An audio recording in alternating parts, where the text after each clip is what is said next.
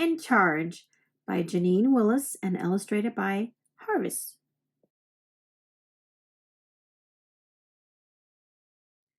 There was once a little rhino who was really rather large, and from the day that he was born, he bellowed, "I'm in charge!" So when his darling daddy tried to tell him what to do, he cavorted and he snorted, yelling, "I'm in charge, not you!" And when his muddy mother told him it was time for bed, he shouted, "No, I will not go. I'm in charge," he said. He did exactly as he pleased, and he threw his weight about.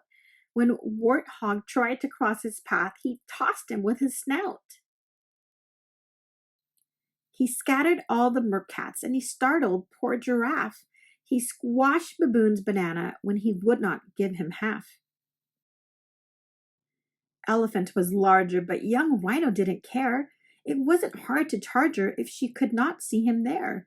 He sneaked up to the waterhole and gave his tail a thrash, then barged into her bottom. "I'm in charge," he said. Ker-splash! And so it went until the day he found the mango tree. He didn't want to share the fruit. He said, "It's all for me." He put his little foot down, and if anyone came by, he shouted, "Shoo, no fruit for you. I'm in charge, that's why." No one dared to challenge him. Then Pygmy Mouse came by. She was tiny but so hungry that she thought she'd have to try. "No, you are not in charge," she said. "The fruit is ours to eat." But Rhino would not listen, and he stamped his feisty feet. "I'm not listening, la la la.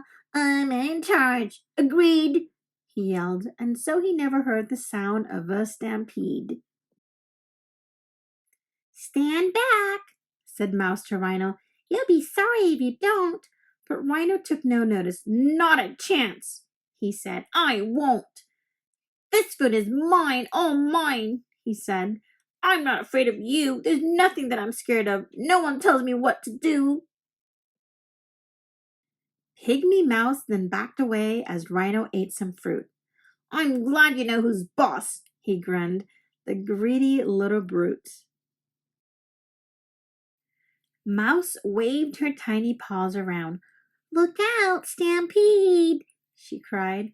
But Rhino would not hear a word and did not step aside. And then to Rhino's horror, as he barely had his fill, 100 beefy wildebeest came charging down the hill.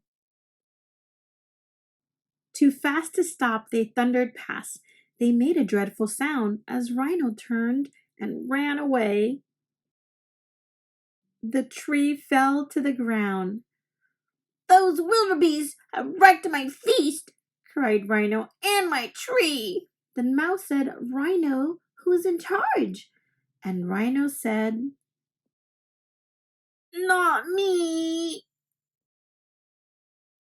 So Rhino learned his lesson like all little rhinos should, and put himself in charge of being very, very good.